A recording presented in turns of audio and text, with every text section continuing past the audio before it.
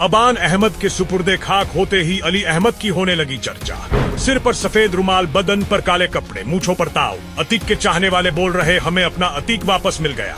भाई को मिट्टी देने के बाद अली ने जेल में जो किया वो देखकर हर कोई रह गया दंग। मूंछों पर ताव देने वाले अली को लेकर क्यों मचा है बवाल। पूरे तेवर के साथ मूंछों को ताव देते हुए अली ने प्रयागराज में एंट्री ली थी, जिसके बाद कई लोग उसे अतीक बता रहे हैं। कब्रिस्तान में अपने पिता अतीक और चाचा अशरफ के बगल में दोनों भाइयों की कब्र देखकर वो फूट फूट कर रोने लगा।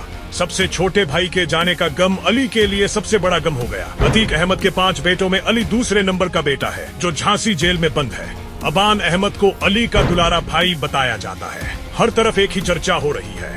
अली अहमद जिस पुलिस वैन से उतरता है, कसारी मसारी कब्रिस्तान पर जिस तरह उसकी एंट्री होती है, काले कपड़े और मूंछों पर ताव देने वाला स्टाइल देखकर लोग उसमें अतीक अहमद की झलक को देख रहे हैं। कहा यह भी जाता है कि जब अतीक अशरफ जेल में थे तो अली ने ही पूरे साम्राज्य को संभाला था। अली ही वो शख्स था जो अतीक के स्टाइल पर काम करता था, उसके पूरे गैंग को चला रहा था। बताया जाता है कि अली भी पढ़ने में काफी होशियार था, जिस तरह से अतीक के बाकी बेटे काफी होशियार थे। अबान अक्सर अपने बड़े भैया से झांसी जेल मिलने जाता था, उसके लिए किताबों का तोहफा लाता था। इस बार भी अबान अली से मिलने ही निकला था, मगर रास्ते में ही दम तोड़ दिया। अब जबकि अबान नहीं रहा तो मानो अली अहमद का सब कुछ छिन गया हो।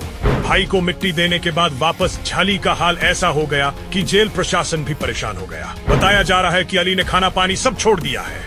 अली के लिए अबान का जाना कितना दर्द देने वाला है, ये बात रोते हुए अली को देखकर समझा जा सकता है। अपने सबसे बड़े भाई से लिपट के अली फूट फूट कर रोया था, हाथ दिखा के कब्रों की तरफ इशारे कर रहा था जहां अली का परिवार दफन हो गया। भाई दफन हो गए, चाचा और पिता भी दफन हो गए। अली जब फूट फूट कर रो रहा था तो छोटा भाई अहजम उसको चुप कराता नजर आता है।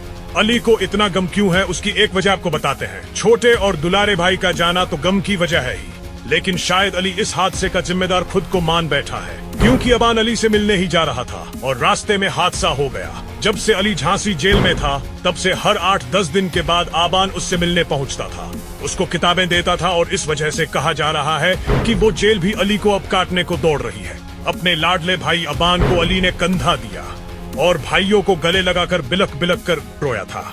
वापस झांसी जेल पहुंचकर अली बेहाल हो गया। रिपोर्ट्स की माने तो अली अपने भाई के गम में डूब गया है।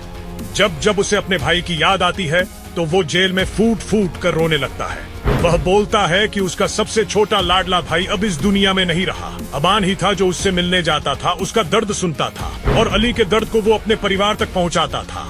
लेकिन अबान अब नहीं रहा। भाई की लाई हुई किताबों को पढ़कर अली रोने लगता है। दावा यहाँ तक है कि अली ने खाना छोड़ दिया है। वो बस अपने भाई की याद में बेचैन है और इस हादसे का जिम्मेदार खुद को मान बैठा है।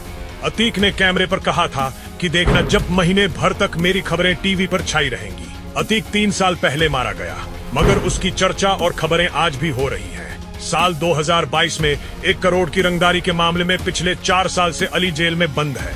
अली नैनी जेल में बंद था। अली ने पेशी के दौरान सेफ्टी और सिक्योरिटी की मांग की थी। उसने अपनी जान को खतरा बताया था, लेकिन कोर्ट ने अतीक के बेटे की याचिका को खारिज कर दिया था। सिक्योरिटी को ही एक बड़ा मुद्दा बताते हुए उसकी जेल बदली जाती है। उसे नैनी सेंट्रल जेल से झांसी जेल में शिफ्ट किया जाता है। लखनऊ जेल से उमर और झांसी जेल से अकोट के आदेश के बाद प्रयागराज पहुंचे थे।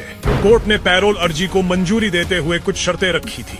दोनों पुलिस के साथ सीधे कब्रिस्तान जाएंगे और वहां से वापस जेल जाएंगे।